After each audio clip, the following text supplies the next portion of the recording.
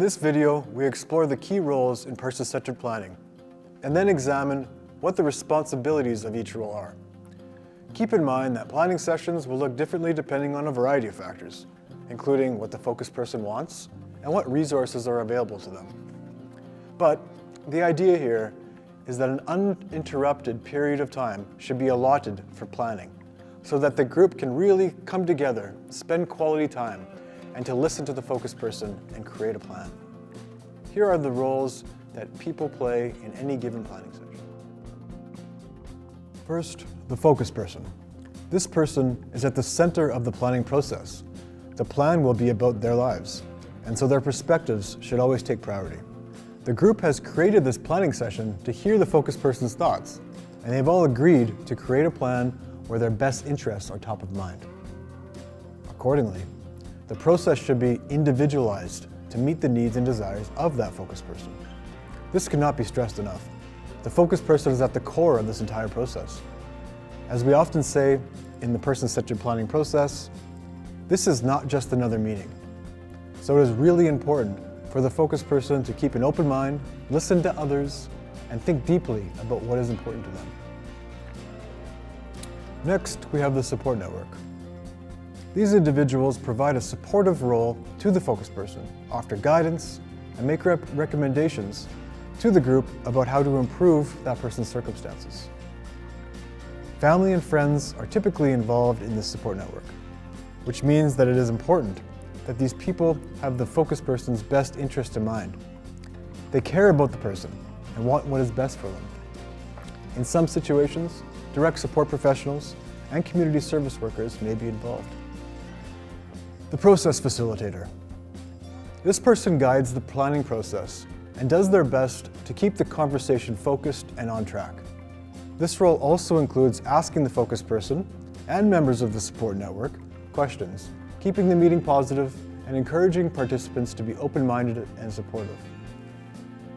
They are also responsible for asking people in the planning session to commit to actions. Overall, they lead the planning session, so preparation and professionalism are both important. Ideally, the process facilitator should be someone that does not know the focus person very well, so they have some sort of distance from the situation and are not overly emotionally invested. This is not always the case, however, and the facilitator could be a direct support professional, a community service worker, or a friend or a family member. Graphic facilitator or note-taker. This person will record the ideas that the group puts forth and will summarize the high-level plans for the focus person. The note-taker will also provide input and assist the focus person with managing the planning process as a member of the support network, where paths and map are created. The graphic facilitator will record a combination of words and images that capture the ideas that are being shared.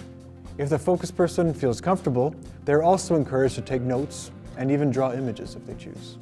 A very important note on facilitation, or rather a couple of notes. It is best practice for there to be two facilitators present during a planning session, one graphic facilitator and a process facilitator.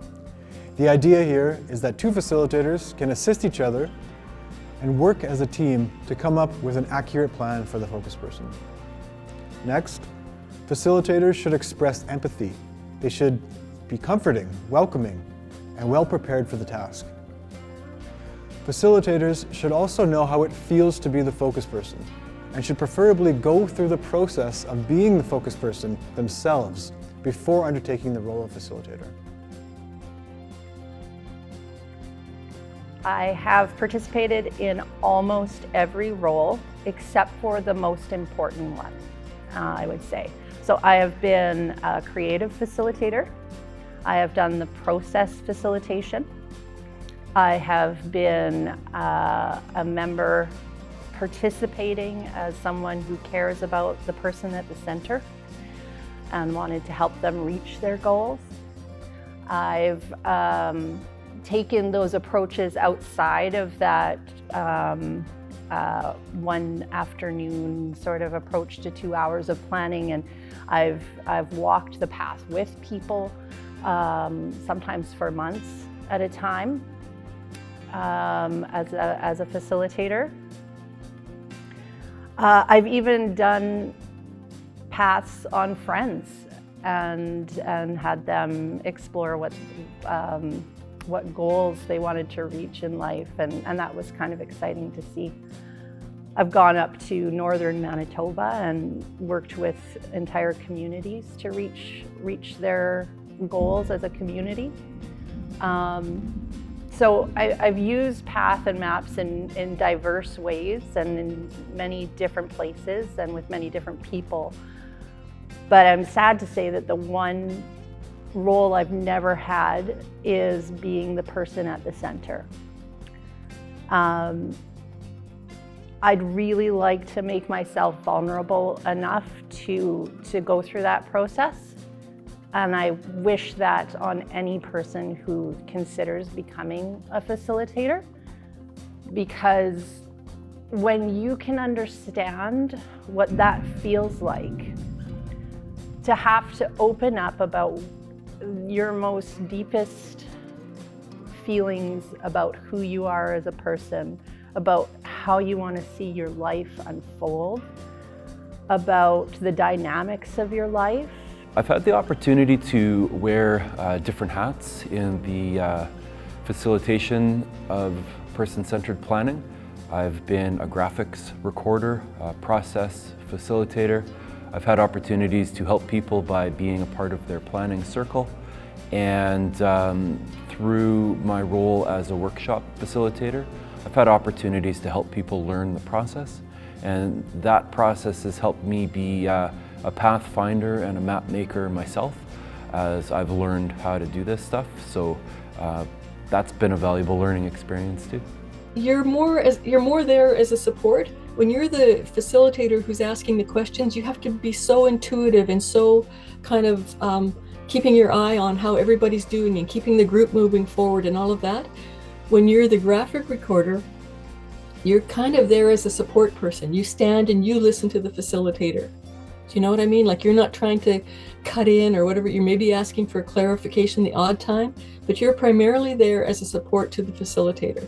And I think I enjoy that more.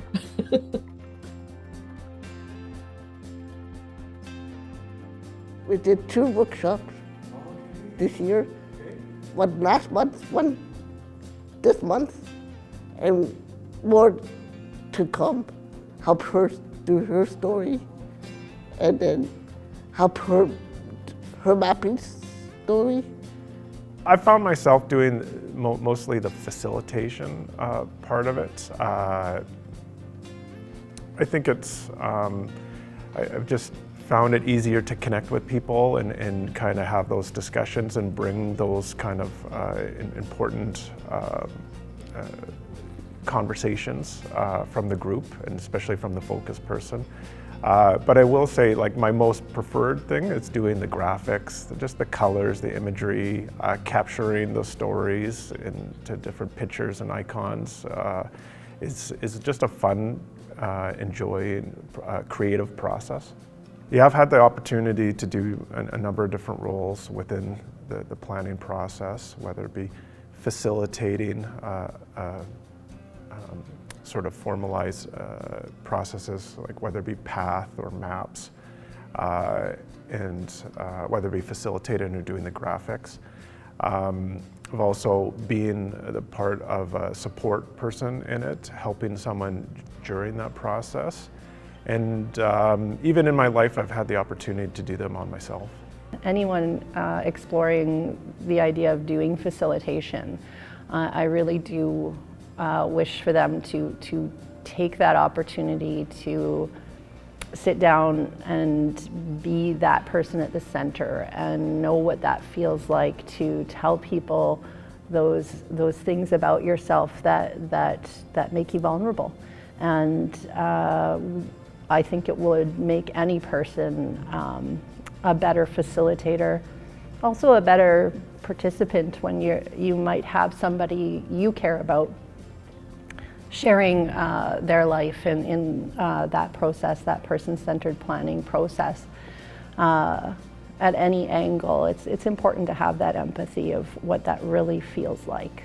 I know it was very emotional being the focus person, which I think is something that was really helpful and making me realize, why people are nervous and why it's hard to speak in front of these people and so on. So, but the roles that I know most about would be graphic recorder and facilitator. And I just had a few comments about being a graphic facilitator. And I want to say that, like, you don't have to be great at art to do this. So I am not very good at, drawing images or being really creative or having things that closely resemble a full scene, for example.